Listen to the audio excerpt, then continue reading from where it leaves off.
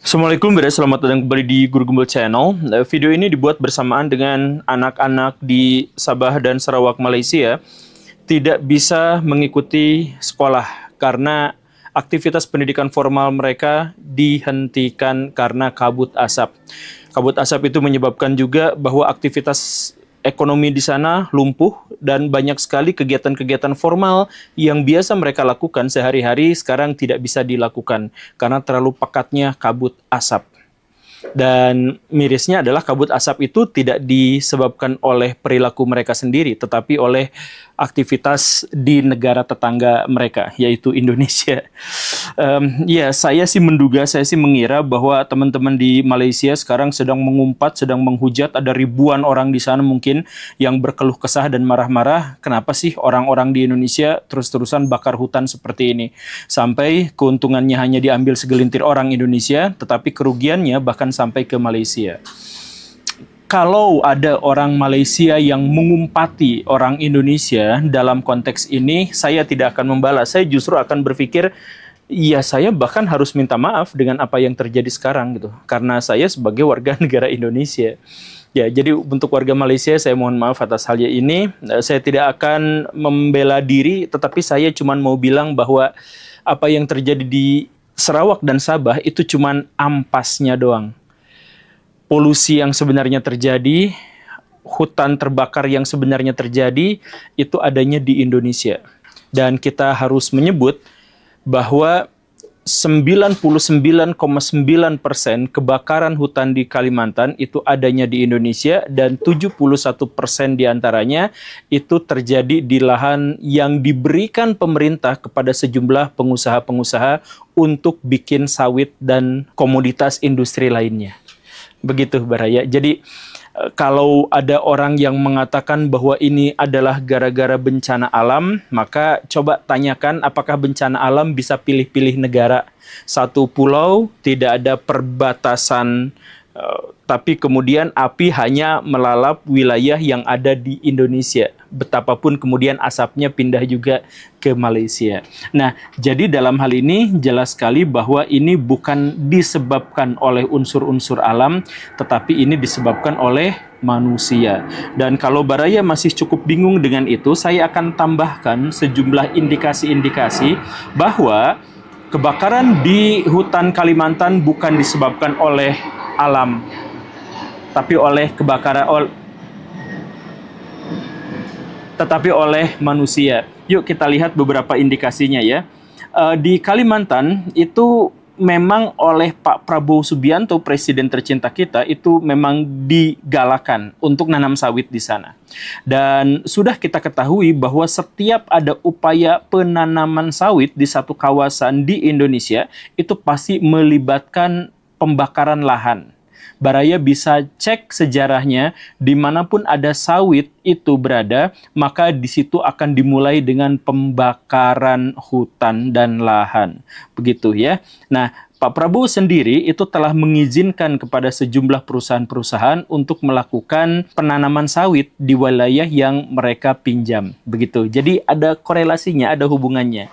Dan kita juga harus mengetahui bahwa lahan hutan di Kalimantan secara khusus yang sudah terbakar itu harganya jauh lebih mahal daripada yang masih berupa hutan.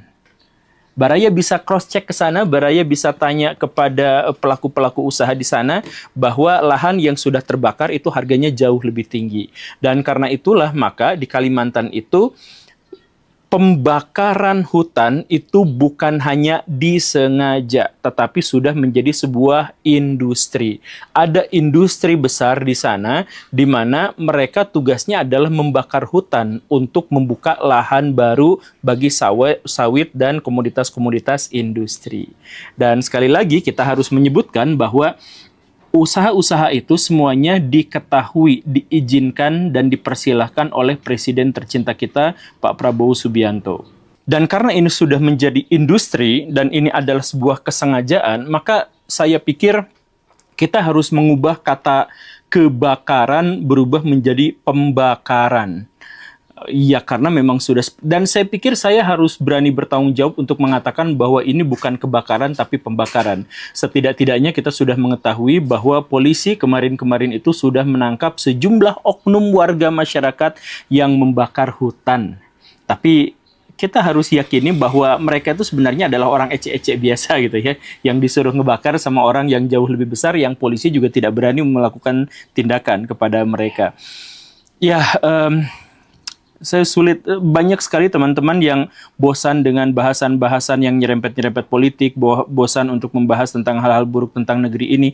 Tetapi ya, hal-hal semacam ini tuh tidak pernah hilang dari negeri ini, dan kita tuh terpaksa harus membahas yang itu lagi, itu lagi. Tapi saya mohon maaf ya, tapi harus saya sebutkan bahwa ini adalah pembakaran. Dan karena ini adalah pembakaran yang disengaja, maka saya sudah meramalkan hal ini jauh-jauh hari sebelumnya.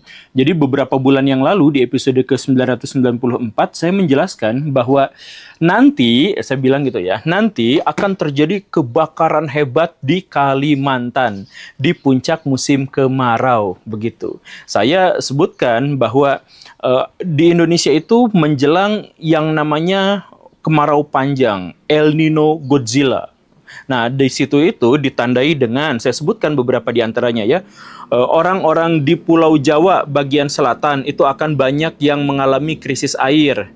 Kemudian sungai-sungai besar di wilayah-wilayah di Indonesia itu akan banyak yang mengering dan atau setidaknya surut. Kemudian waduk-waduk di Indonesia juga akan banyak yang menipis debit airnya dan lain sebagainya. Saya sudah sebutkan di situ karena memang sudah terjadi. Oh, tapi kan Pak Guru di episode itu menjelaskan bahwa itu disebabkan oleh faktor alam. Ya, memang ada faktor alamnya di situ. Tetapi khusus untuk kebakaran hutan, saya harus menjelaskan begini, Baraya. Wilayah hutan hujan tropis itu tidak memungkinkan untuk terjadinya kebakaran besar-besaran. Tidak memungkinkan. Sepanas apapun terik matahari, itu tidak akan membakar semak dan dedaunan. Sekering apapun musim kemarau, itu tidak akan menyebabkan terperciknya api yang kemudian menyebabkan kebakaran. Tidak mungkin terjadi seperti itu. Jadi musim kemarau saat ini itu bukan memicu kebakaran, tetapi menyebabkan upaya mengatasi kebakaran itu menjadi jauh lebih sulit. Nah, kebakarannya itu disebabkan oleh bisnis yang dilakukan oleh sejumlah orang-orang besar di Indonesia. Termasuk mungkin barangkali diantaranya adalah pejabat-pejabat yang kita ketahui. Begitu, Baraya. Nah, sekarang masalah berikutnya kita buka. Kalau ini adalah pembakaran, bukan kebakaran, lalu kenapa pemerintah tidak mengejar pelaku pembakarannya dan justru menghabiskan anggaran begitu besarnya untuk bisa mengatasi masalah ini? Kenapa nggak para pembakarnya aja yang disuruh mengatasi masalah ini? Nah, di sini poinnya, Baraya. Sebenarnya pembakar-pembakar itu tuh diketahui dan kita juga sebenarnya bisa melacak berbagai indikasi-indikasinya. Hanya saja alih-alih diselidiki, pemerintah akan cenderung menutup-nutupi itu. Bahkan pemerintah mungkin saja akan memberikan sejumlah penghargaan kepada pengusaha-pengusaha yang diduga melakukan pembakaran hutan seperti itu. Nah, kok bisa seperti itu? Saya jelaskan begini, Baraya. Saya katakan bukan hanya apa yang terjadi saat ini, tetapi ini sudah menjadi kebiasaan sejak zaman dulu. Coba Baraya cek ya. Ini kejadian di tahun 2015.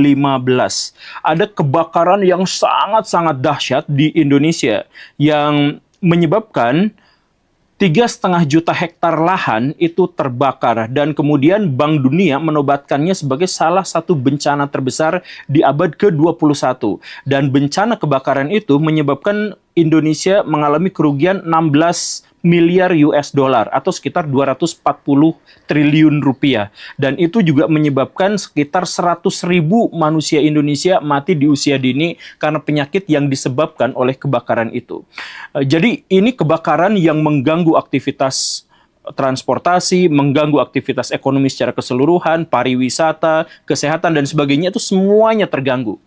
Dan pada waktu itu juga sudah diketahui sejumlah perusahaan-perusahaan yang melakukan pembakaran. Jadi di situ tuh ada sekitar 10-12 perusahaan yang dituding gitu. Dan akhirnya apa? Ya, alih-alih diselidiki, kebanyakan di antara mereka itu tidak mendapatkan sanksi apapun. Saya menyebutkan beberapa di antaranya ya. Dari 12 kelompok pengusaha kelapa sawit itu hanya 2 yang ditegur dan menerima sanksi administratif. Kemudian tidak ada satupun di antara mereka yang konsesinya dicabut. Dan tidak ada satupun di antara mereka yang mendapatkan sanksi serius. Walaupun demikian, Pak Jokowi kemudian berpidato tanggal 18 September 2019 mengatakan, kami telah mengambil langkah-langkah penegakan hukum, baik individu maupun korporasi, kami telah mengambil tindakan-tindakan tegas terhadap semua orang, bla bla bla bla. Nampak gagah, tapi sebenarnya itu hanya pidato saja, karena di lapangan tidak ada satupun perusahaan-perusahaan itu yang mendapatkan sanksi tegas, walaupun sudah ketahuan. Dan karena tidak ada sanksi tegas, maka sudah menjadi keniscayaan bahwa peristiwa itu akan terulang lagi. Kan begitu? Dan karena peristiwa itu sudah niscaya akan terulang lagi, bahkan saya yang bukan peramal pun pasti akan bisa menduga kapan kebakaran hutan Kalimantan akan terjadi lagi. Begitu, Baraya. Nah, lalu masalah yang tadi, kenapa pemerintah tidak berani menghukum mereka, padahal sudah jelas dalam tanda kutip. Yang nggak berani menghukum itu karena bagaimanapun negara ini itu adalah negara oligarki. Salah satu ciri dan karakteristik dari negara oligarki itu adalah untuk mendapatkan kekuasaan, dua belah pihak harus berkoordinasi, harus bersekutu, berkooperasi, yaitu penguasa dan pengusaha. Penguasa membutuhkan sejumlah uang untuk menyogok rakyatnya agar terpilih. Dan setelah itu, maka dia akan memberikan balas jasa berupa sejumlah keringanan-keringanan, kemudahan-kemudahan, dan peraturan-peraturan yang bisa digunakan oleh para pengusaha untuk mendapatkan keuntungan yang jauh lebih besar. Begitu. Nah, karena itulah setiap ada pemimpin yang disponsori oleh pengusaha, maka dia pasti akan berhikmat kepada pengusaha itu. Karena di Indonesia pengusaha yang paling loyal dan paling besar itu pasti adalah pengusaha batu bara, sawit, dan sebagainya. Dan mereka lah biasanya juga yang menyuplai sponsor untuk para penguasa, maka mereka tidak akan diapa-apakan, tidak akan diselidiki, dan media-media juga relatif bungkam. Begitu. Nah, itu masalah yang pertama. Kemudian masalah berikutnya, kenapa masalah ini tidak kunjung selesai? Karena pengusaha-pengusaha di sana itu banyak yang merangkap menjadi mafia. Dan mereka itu galaknya luar biasa, Baraya. Seriusan galak.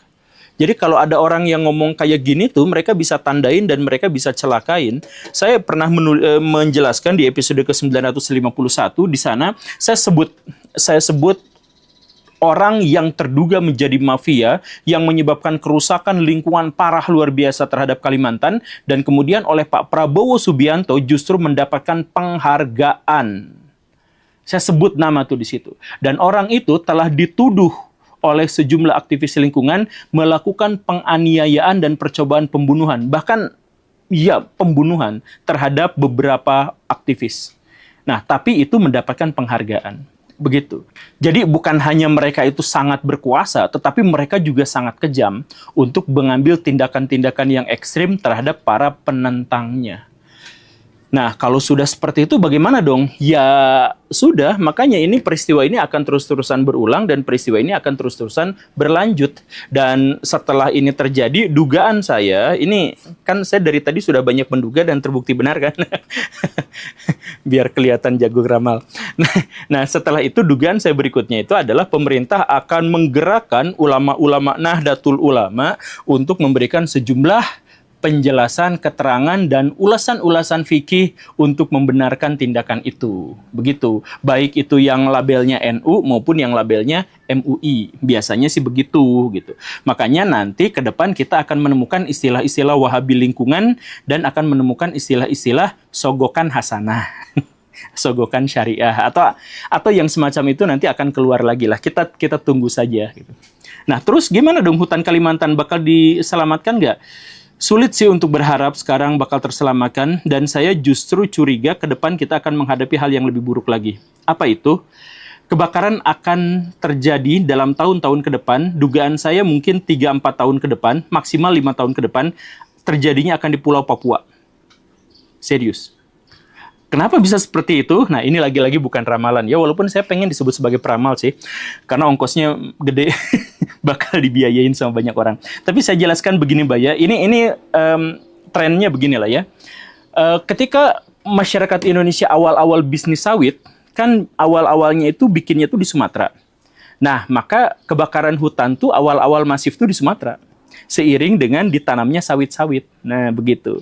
Ketika sawit Sumatera itu sudah mulai makin banyak, maka mereka banyak yang beralih juga ke Kalimantan. Nah, jadi kebun sawit juga ada di sana. Dan begitu Sumatera dan Kalimantan sama-sama ditanamin sawit, begitu pula lah semakin banyaknya kebakaran hutan yang terjadi di dua pulau itu. Nah, trennya dulu tuh gini, Sumatera lebih tinggi karena sawitnya lebih banyak. Terus makin tinggi.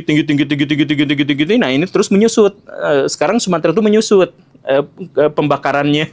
Kenapa? Karena sawitnya udah terlalu banyak, hutannya udah tinggal dikit gitu kan. Jadi kebakarannya juga tinggal dikit. Nah, Kalimantan yang sekarang membesar. Nah, sekarang mungkin sangat-sangat besar. Nanti setelah itu, setelah Kalimantan juga habis sama sawit, nah kita pindah ke Papua. Pak Prabowo Subianto sendiri. Kita punya teksnya ya, jadi di episode yang ini juga saya jelaskan Pak Prabowo Subianto sendiri yang menggalakkan penanaman sawit di Papua. Nah, sekarang itu udah sedikit-sedikit Papua itu ditanamin sawit. Nah, ketika nanti sudah semakin lama semakin banyak, industri di sana sudah berjalan, maka di sana industri pembakaran hutan juga akan muncul lagi. Dan disitulah kita akan menemukan mungkin dalam 3-4 tahun ke depan, Papua juga akan kebakar. Begitu. Ngeri kan? Ya, ngeri. Makanya kalau ya ini sulit sih, tapi pilihan mungkin yang bisa kita lakukan sekarang itu adalah jadikan ini sebagai sebuah pembelajaran. Ini bukan hanya urusan politik, Barayu, ini adalah urusan lingkungan. Urusan lingkungan itu jauh lebih ngeri daripada urusan politik. Karena urusan lingkungan itu adalah tempat makan kita, tempat tinggal kita, udara yang kita hirup, itu masalahnya. Masalah yang parah itu di situ, Baraya. Jadi nanti ya, tapi kalaupun misalkan masalah lingkungan ini harus diatasi, kan kita harus ngurusin urusan politik gitu ya. Makanya nanti pemilu 2029, coblos Prabowo Subianto di Universe 302. Karena Prabowo di Universe 302 itu masih Pak Prabowo yang dulu, yang kritis terhadap pemerintah, yang menolak KKN, yang bla bla bla bla gitu. Nah, semua kata-kata itu sekarang disanggah oleh Pak Prabowo yang sekarang ya. Jadi ya karena kita harus pindah universe dulu gitu, atau kita bawa Pak Prabowo yang dulu pindahin ke sini supaya bikin partai politik dan berantem dengan Pak Prabowo yang sekarang.